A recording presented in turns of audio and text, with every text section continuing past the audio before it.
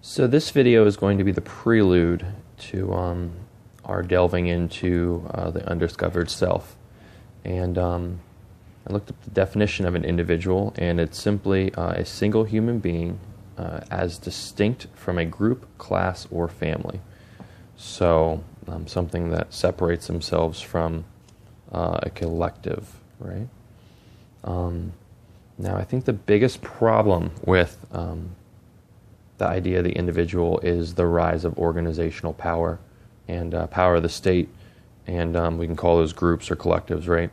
But with the rise of those groups and those collectives, the inability to still harness individualism.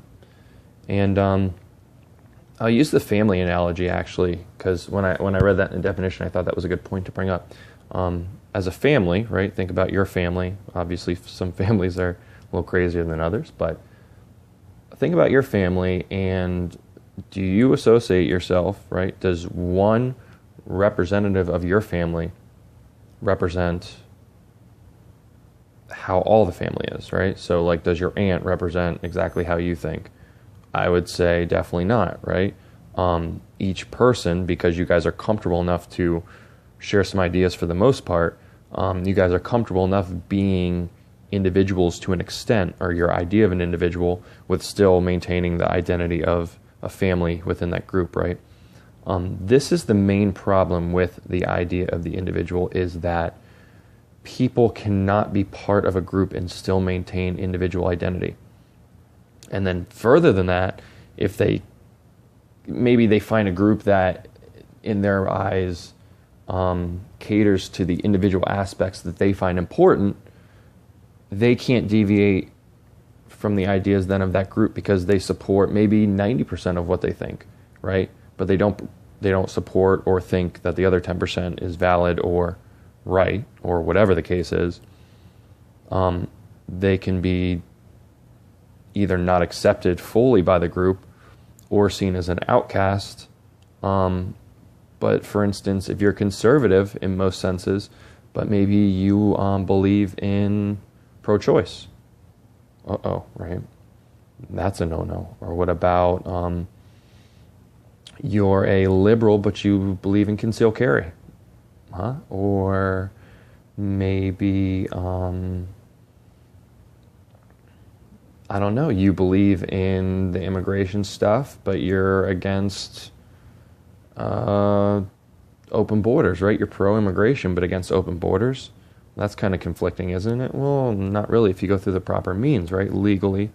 Whatever the case is, there's this clash of being able to be part of a group and be an individual at the same time. So what ends up happening is you either have these outcasts of individuals that are completely spewed apart from the group or the collective, or you have these people indoctrinated into groups and they lose completely or the majority of their individual thinking, or maybe they agree with the group's thinking, but because they're indoctrinated into the group, they no longer question stuff as the group progresses its thoughts, or as the group progresses its visions. Maybe the vision changes and they don't agree with the change in the vision, but because they're part of the group, they can't take an individual stand, because then they'll be outed from the group.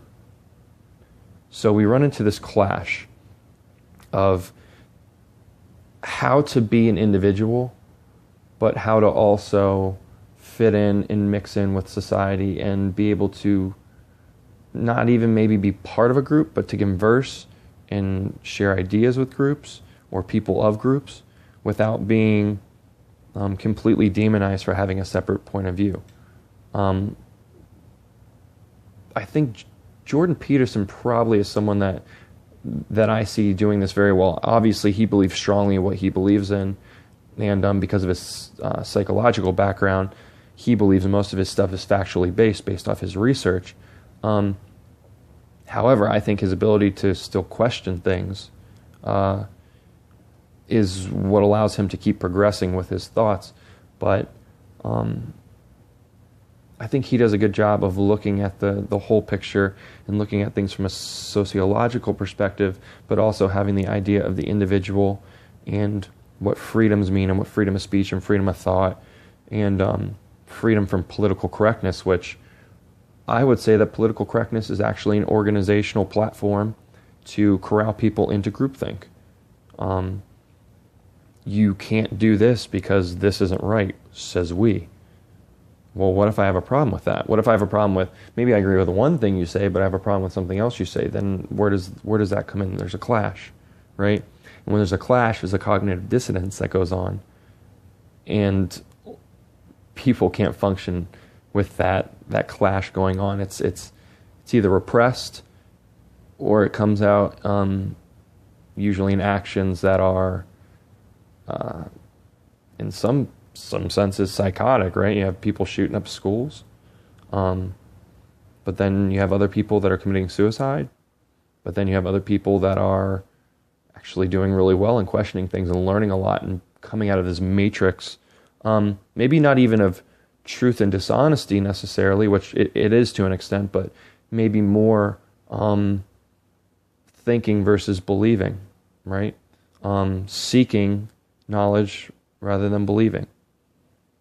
So, like I said, we're going to get more into this book and more the idea of the individual, but think about how you as an individual, right? Do you have individual thoughts, but are you still able to associate with groups that maybe some of them adopt a lot of your thoughts, but maybe some of them adopt very little of your thoughts? Are you able to still converse and have dialogue and respect the other person as their individual self also, not just your individual self? Looking and starting to respect the idea of the individual in yourself will further allow you to respect the individualism of other people, whether it's in accordance to what you think or diverging from your thought process.